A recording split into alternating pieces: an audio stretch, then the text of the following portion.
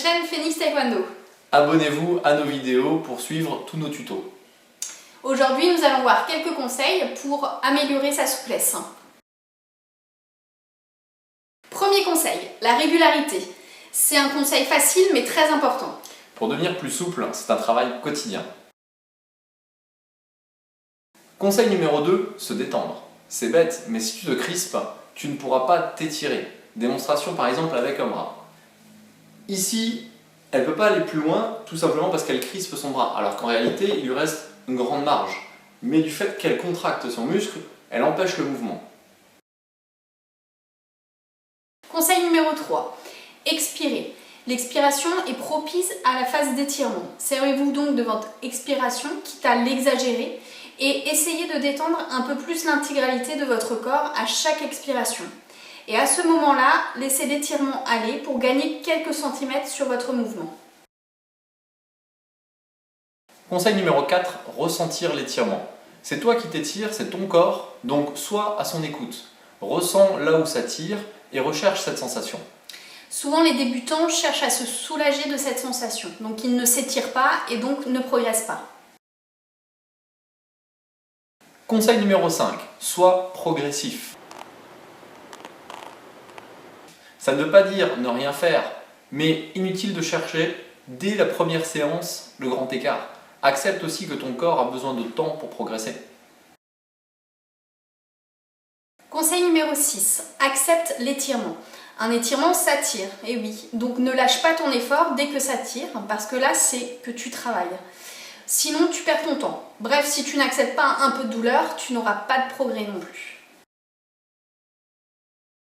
Conseil numéro 7, la durée. La durée minimum doit être de 7 secondes, simplement parce que votre muscle a besoin de temps pour comprendre l'effort. Donc je vous suggère de compter 10 secondes pour être certain de ne pas avoir compté trop vite. Attention, au-delà de la minute, vous pouvez augmenter vos risques d'élongation. Le but n'est pas non plus de vous blesser. Pour résumer cette première partie, il faut que tu apprennes à forcer. Oui, mais sans aller jusqu'à la blessure. Et pour ça, les conseils qu'on vient de voir, expirer, se relâcher, ressentir, rechercher la sensation d'étirement, vont t'y aider. Maintenant, allons un peu plus loin. Conseil numéro 8, profitez des paliers. Et oui, on vient de parler de la durée. Au bout de 10-12 secondes dans un étirement, où on se sera bien relâché, le muscle aura compris l'effort et acceptera d'être poussé un peu plus loin. Vous pouvez ainsi faire 2-3 paliers sur le même étirement en vous décontractant, en expirant, en bref, en acceptant l'étirement.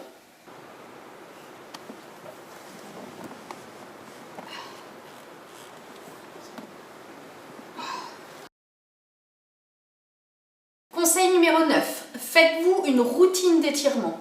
Si vous voulez progresser, il faut que vos muscles soient régulièrement confrontés au même effort pour s'adapter. Donc répétez vos exercices. Conseil numéro 10, variez votre routine. Un muscle est composé de plusieurs portions. Parfois, le fait de varier un peu vos exercices va étirer le même muscle, oui, mais pas tout à fait la même portion. Vous pouvez stagner simplement parce qu'une portion du muscle n'a pas progressé et vous empêche d'aller plus loin. Donc complétez votre routine par d'autres mouvements régulièrement. Conseil numéro 11, variez les méthodes. Il n'y a pas que les étirements statiques. Dans le sport, souvent, la souplesse est nécessaire pour le mouvement. Donc n'hésitez pas à chercher les étirements dynamiques.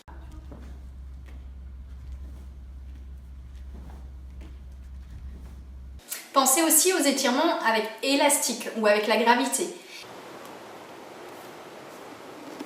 Étirez-vous seul ou à deux. Il existe beaucoup de méthodes d'étirement. Statique, dynamique, passif, active, activo-dynamique, activo-passive. On aborde ces sujets plus en détail sur d'autres vidéos, ce qui nous amène au conseil suivant. Conseil numéro 12, abonnez-vous. Nous avons déjà fait des vidéos sur la souplesse, mais ce n'est qu'un début. Il y en aura beaucoup d'autres, donc pour ne pas les rater, cliquez sur le lien juste en bas à droite et abonnez-vous à la chaîne YouTube pour ne pas rater les vidéos sur ce sujet.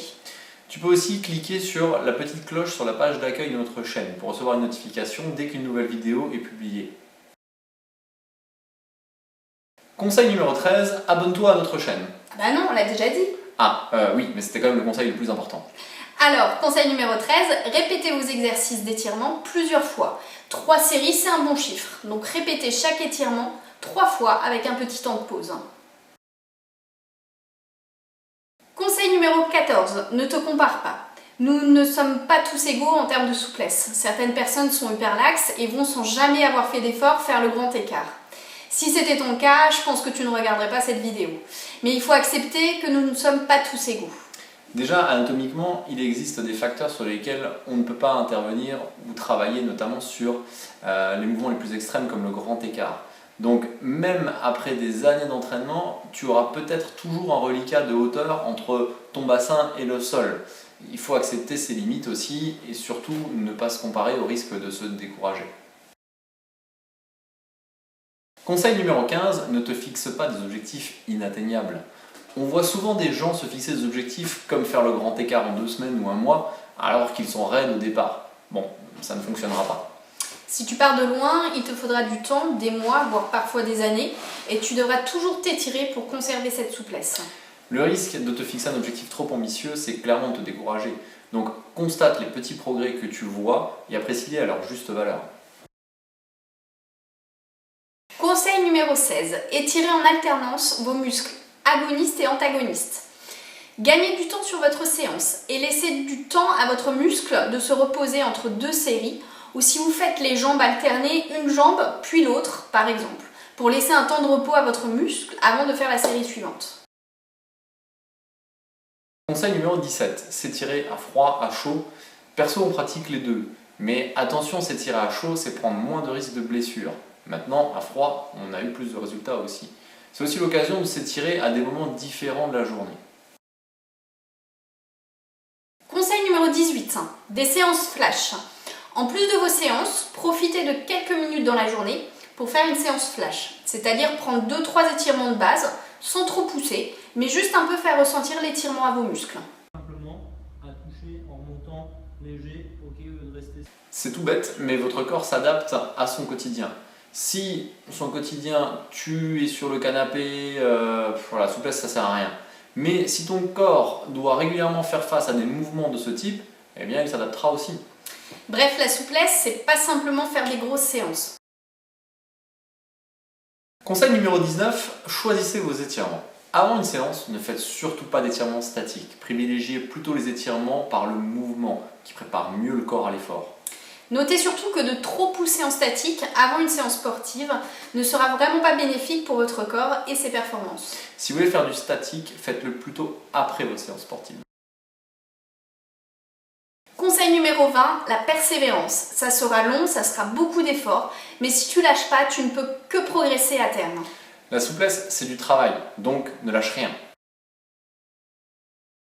Conseil bonus, ne réalise pas d'étirement sur un muscle blessé. Tu as déjà vu un bout de tissu déchiré, si tu tires dessus, tu causes encore plus de dégâts. Ton muscle, c'est pareil, donc prends ton mal en patience et tu pourras t'étirer plus tard. Pour finir, et c'est peut-être à essayer, s'étirer 30 minutes après les étirements. Alors ça, c'est un conseil qu'on ne suit pas personnellement. On s'étire toujours juste après nos séances, pour des questions de temps aussi. Mais plusieurs études en parlent, donc si vous essayez cette méthode, laissez-nous un petit commentaire sous la vidéo pour nous dire si vous avez progressé grâce à cette façon de faire ou non. Voilà, donc votre avis ça nous intéresse sur tous les conseils, donc en bas il y a toute une page pour les commentaires, laissez-nous un petit commentaire, des questions, mettez aussi un petit pouce pour dire que vous avez aimé cette vidéo et n'hésitez pas à la partager sur les réseaux sociaux et abonnez-vous.